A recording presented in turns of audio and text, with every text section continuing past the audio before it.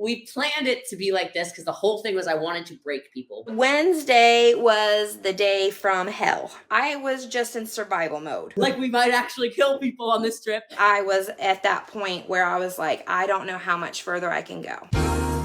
Hello, you've made it to Keys World. Lately on this channel, I've been streaming up a storm. Just stream everywhere. And recently on one of my streams, I covered Boss Lee's trip to Colombia. If you don't know who this is, Boss Lee claims to be the #1 network marketer in the entire world. And of course, she is also a business coach. Who isn't these days, am I right? But the real controversy and why this story is interesting at all is that Boss Lee talked about this retreat on a live stream, and let's just say she told a very dark tale. I wanted to find out where my losers are. I wanted to find out who my winners are. We're on the side of the road, and I literally mean the side of a road. Cars are zoom, zoom, zoom right here. And then it's hot. Like, I'm not gonna lie, you're on asphalt. It's the dead heat of the equator. We're in Cartagena. Then they had to get like on all fours. They had to actually climb up these walls. People are freaking out. So the brief synopsis of this whole thing is that she took 16 participants, people who are on her MLM team, her downline, I'm assuming, to Colombia for a few-day retreat. The first 2 days were just normal for the most part, except for the part where they had to walk around the city barefoot and blindfolded so they could learn more about selling MLM products online. And on the third day, she told them they were going on a 2-hour hike,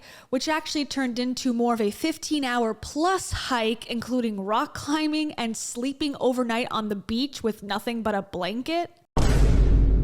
2 of our guides had to stay up all night long because it's apparently actually extremely dangerous. Kelsey had to sleep just in her bathing suit bottoms, which is not awesome when it's like, 70 degrees outside. So obviously, Boss Lee got a little bit of backlash from making this video and really making fun of a lot of the people that were on the trip and calling them dumb. Now, here's where people got stupid. Courtney was all excited. She's like, should I put the pants on now? Should I put the pants on later? Kelsey Ray overheard that and still didn't prepare. Jamie Lynn is even like, I can't do this. Dumb. You need to listen to instructions. When the leader speaks, listen. And when that backlash started to happen, Boss Lee deleted the original video. Of course, I still have it. But then she went back on and did another live where she spoke out against the hate that she's been getting and sort of changed the narrative on the whole thing. These egregious claims that are being made on the internet. But anyway. Also, she block lead me. Anyways, so because I have the first video and I have the follow-up video, I thought it was important to go back and point out the inconsistencies, go through all the accusations, and start to make sense of this whole thing. And then we can all go back to snorting our gummy bear flavored ketone powder and call it a day. How does that sound? So before all these people that she named and more, 16 in total, before they went to Colombia, Boss Lee prepared them a little bit for what to expect. I warned them. I said, you should probably be in the gym every single day for the 90 days leading up to it. I would cut your diet into high protein, moderate, complex carbohydrates, and drop some fat. And some people did not listen to me. Like, I gave them fair warning. I think they thought that it was just going to be vacation. I had prepared myself that we were going to be doing lots of walking, that it was going to be a mental challenge for me, but I never thought I would go through what I went through on Wednesday. So they did know that they were supposed to do cardio, which I'm not sure how that relates exactly to hiking in the sun, but we'll get to that point. So she tells them to do those workouts, which is fine. Okay, at least that's a little bit of preparation. But when they actually arrive in Colombia, Boss Lee tells them that they're going on a 2-hour hike. So I warned them. I said I would prioritize some sleep tonight because they didn't know. We said we're gonna go on a hike tomorrow. Prepare for like 2 hours. And look, I knew it wasn't 2 hours, okay? And even after they left their resort or their Airbnb or whatever and went to the location to start this 2-hour walk, they were still lied to. We literally had already spoken to our guides because we put the whole thing together with these guides. And we said, if anybody asks throughout the entire day, how much longer, like someone who wants to be able to control everything, we told them, we said, you have to say, we're almost there. So even if they ask 20 minutes in, how much longer? We're almost there. We're almost there. We're almost there. We're almost there. Why all the secrecy? We planned it to be like this because the whole thing was I wanted to break people, but like not destroy them. Just like I wanted to see where their mindset is, because in business, you get really uncomfortable and most people quit. All right. And I want to, and in business and in leadership, people quit on you. And then people do this blaming thing all the time. Like losers blame people. And I wanted to find out where my losers are. I want to find out who my winners are. I want to see who people are with super strong mindsets. I wanted to find out, I wanted to get really clear on who I am rocking with in this business. Okay. Oh, you want to know who the losers were? Oh, okay. Yeah. That makes sense. Now she's going to explain some more of the details about this loser identification excursion. We planned to make them walk 5 kilometers in direct sunlight on the side of a Colombian road. Like we're on the side of a highway. Like cars are going like crazy. They don't drive very well there. They pass each other. There's motorcycles in and out of traffic. It is just literally crazy, this highway. All these cars are like going by, like whatever. And then it's hot. Like, I'm not going to lie. You're on asphalt. It's the dead heat of the equator. We're in Cartagena. Okay, so the conditions don't sound super good so far, but what's the worst that can happen, right? First person goes like, and I'm like, are you freaking kidding me? It was 25 minutes into this walk and somebody literally is done. So I look up ahead like this and I see someone on the ground, like literally on the ground. I'm like, no way. Oh. Like, this is actually impossible. Somebody's on the ground and they're like, I'm overheating. It's so hot. I can't walk this long. I told them for the last 90 days to go to the gym. Like literally, and so I'm mad. I'm checking my emotional intelligence because I'm like, are you kidding me? We've done nothing. We've literally walked on a straight road. And this person starts blaming. She's like, well, we're on a hill. I'm like, I see hills nowhere. We're in Colombia. You know what I mean? And it's like this incline the entire way. I am like profusely sweating. I am not happy. I'm like, what have you done? This is not really what I thought I signed up for. I thought maybe we were going to hike in the jungle in the shade. I mean, I didn't think 89-degree weather on blacktop. Like, what is going on? And then I start getting mad. I'm like, what? I like how she said losers get mad and blame everybody. Losers blame people. Meanwhile, she's getting mad and blaming everyone for not preparing enough to be on the trip. So by that logic, you would also be a loser, right? You know, people didn't have their bodies in shape. And there were people that were exhausted from the heat. There was people that could not walk that distance because they had not taken care of their bodies. They're not moving their bodies every day. I'm not sure how working out prevents you from getting heat stroke, but okay. All right, now we've reached this section of the video where I'm going to start to include the follow-up reaction video and go back and forth a little bit. So this guy's named Mateo, and he was on the trip, and Boss Lee sort of leans on him to explain some details, if you will, of the trip. So the actual truth is that the hike, because we want to call it like that, but it wasn't even a hike. It was a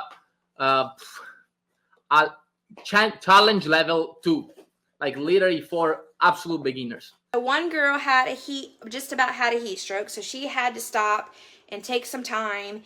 And so then we went ahead and we got to take a little bit of a break. This break is what helped me. I think that if I wouldn't have had this break, I might have been that person that was sitting alongside the road about to have a heat stroke, because I was at that point where I was like, I don't know how much further I can go. Then, okay, we had a person that after 45 minutes was a bit sick because of the heat. It's fine, but like the heat, it's like even just being in the pool, that could have happened. Like literally, like we're literally just walking straight on a normal like road, a normal road. road. And the heat in Colombia is fine. It's pretty hot, of course, but it's nothing incredible. One of the biggest and most interesting discrepancies among all of these things is the motorcycle incident. The leaders of the trip have one version of their story, and one of the participants shared their version, and it's different. Anyway, long story short, we had to call an emergency motorcycle 45 minutes into the walk, okay, on the side of the road. I'm like, there's no way, man. No freaking way. And we always had a backup plan. So actually the person that had the issue in the very first 45 minutes, then she had options of being transported back with a helicopter eventually. she had an option which she take. So we had different flags that we were saying. So do you want to use the Yellow green flag, the yellow flag, etc. So, and she used the flag. So we had a motorbike picking her up and transporting her to the next stop point where we actually had some lunch. So everything was absolutely calculated. Nobody was ever at a life risk or anything like that. And that's super ridiculous. Like even just thinking that way. The way they made it seem in the two videos, really, Bosley and Matteo, was that they had this whole backup plan, that they had this motorcycle that was apparently some sort of emergency vehicle. That's the way that they're telling the story, right? But now let's hear from one of the actual participants into what probably, most likely, actually happened. They decided that the girl was not going to go back, but they flagged down a Colombian.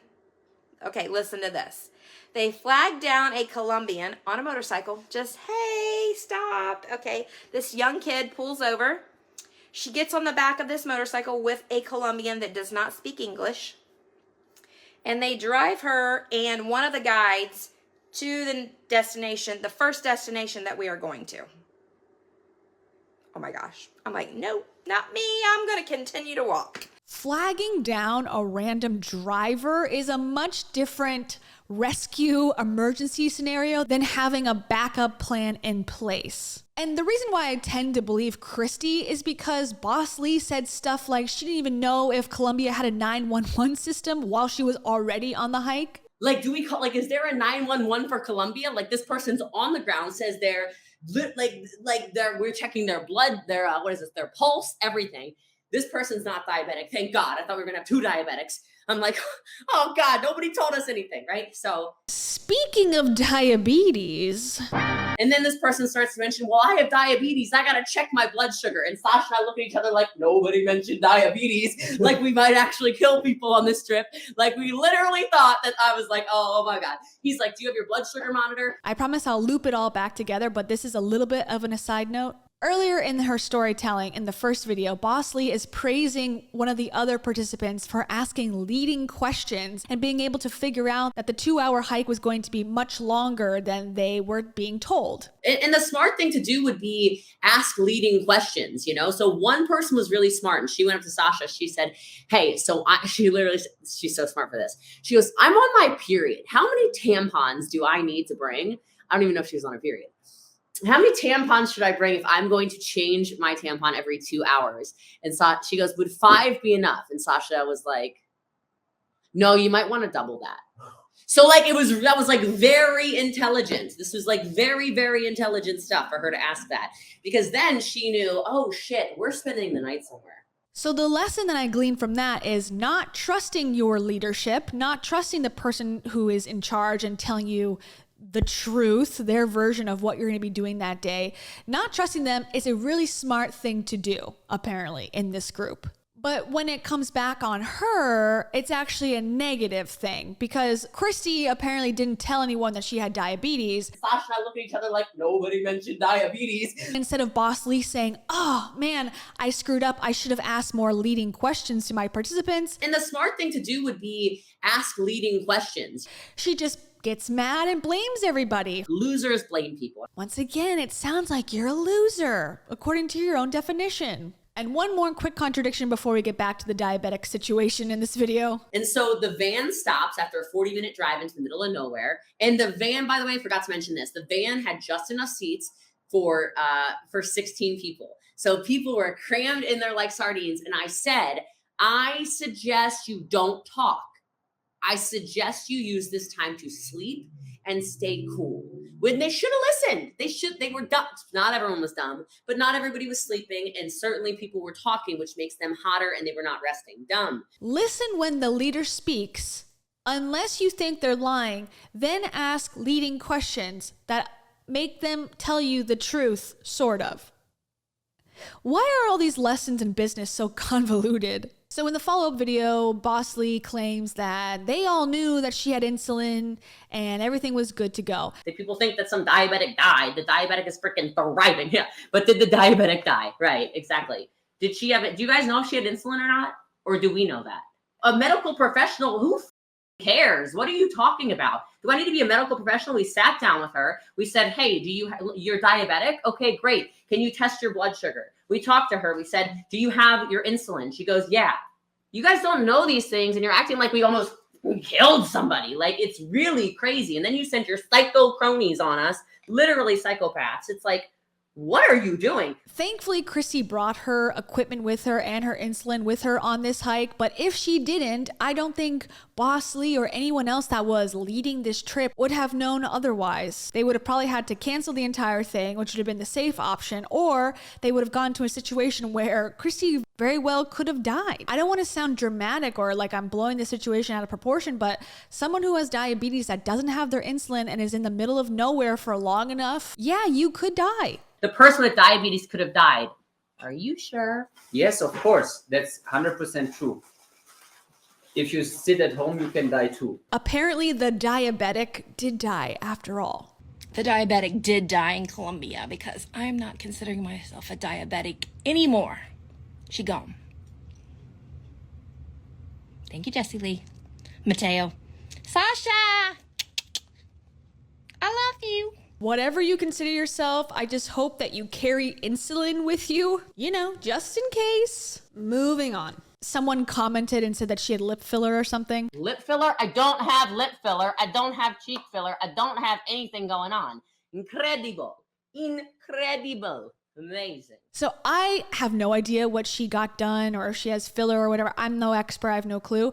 But there seems to be something that has changed given the transformation thus far of her appearance in the last couple years. I personally believe that she looks like a new person, unrecognizable, basically. And while we're talking about physical appearance, it appears that Boss Lee has a version in mind of what health looks like.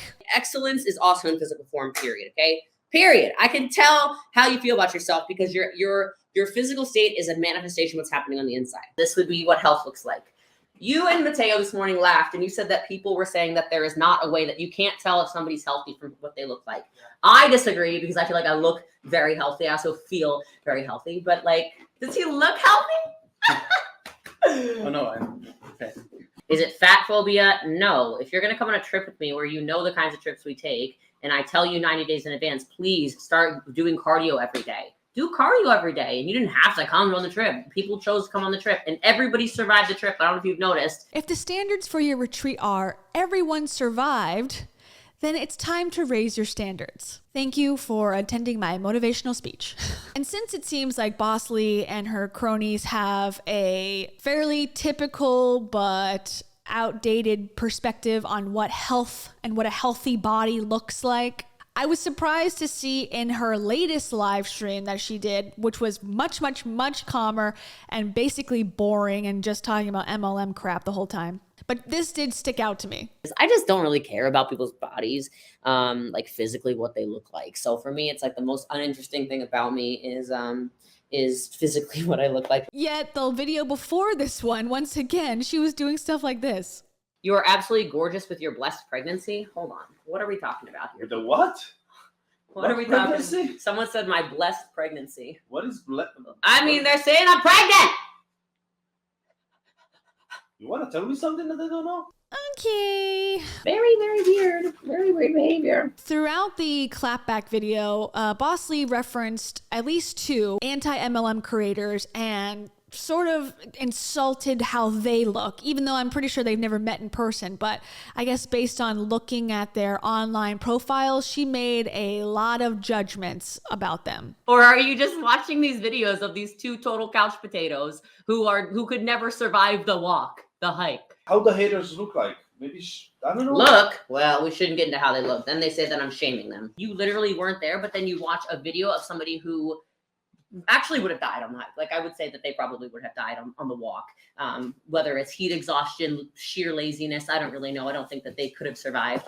You watched the video, not me, but I don't think they could have survived. Yeah, Another discrepancy is whether they had protection while they were sleeping on the beach overnight and whether it was even dangerous in the first place. I made them sleep whether they were prepared or not, on the beach in Colombia, in Cartagena. 2 of our guides had to stay up all night long because it's apparently actually extremely dangerous. You could be kidnapped or whatever. It didn't happen. No problem. We didn't feel endangered. Do you feel that sleeping on a beach in Cartagena, Colombia with no protection is not incredibly unsafe? Oh yeah. I didn't know that happened. We slept on a beach with no protection. That's not right. We had at least 4 condoms, so we could share. Sorry, it's not correct. That is protection. Yeah, but Hey. not this kind of protection. Sorry. Oh my God. So the thing is, what is real protection? Who of you thinks that you are really safe? That's the same thing. Hey, I have a job, so I'm super safe. We're sleeping on the beach with all this sand on us. We're gritty. We're wet. We're nasty. Ugh. We're sleeping on the beach. So they gave us like this little tiny like wrap. So we had these little tiny sheet like wraps. I was like all enclosed except this part because there was these big, huge bugs crawling everywhere. They looked like cockroaches, but they were these big, huge, I don't know if they were or not, big, huge bugs. I'm like, that thing ain't getting on me. So I had my feet all wrapped up. My body was all wrapped up, and I was literally like this. I didn't sleep all night long. I was scared to death. I was like, what if somebody tries to rob us? What if somebody tries to steal us? I mean, we are in a third world country where the cartel and people get kidnapped all the time. But we had these 2 guys that were watching over us all night because I kept watching them that they were watching us. Those guys that were watching them all night were referred to as the little Colombians, the little tour guides, and even at one point, for no reason at all, little Mexicans. The little Colombian guy takes my backpack for me. Spanish-speaking little Colombian guy. There's this little Mexican. We can't even talk. I just hope they got a big tip. I'm really glad that no one died. I think this is a great wake-up call for Bosley that in the future she needs to be more careful. You need to have people in place or hire someone to care for these people because there could have been 17 different emergencies along the way here. You get lucky once, wonderful. You better not hope to get lucky again. Thank you for watching this video. If you would like to help support this channel, in the description below there is a link to my membership program. It's really, really cool. You'll get access to a private Reddit thread where we can talk about all the schemes and scams going on the internet. And you get access to exclusive, unique emotes that you can use in the comments on any video that I make. And you get a little badge next to your name that shows that you are a loyal member. Yay! Keep watching and I'll see you in the next one. Bye!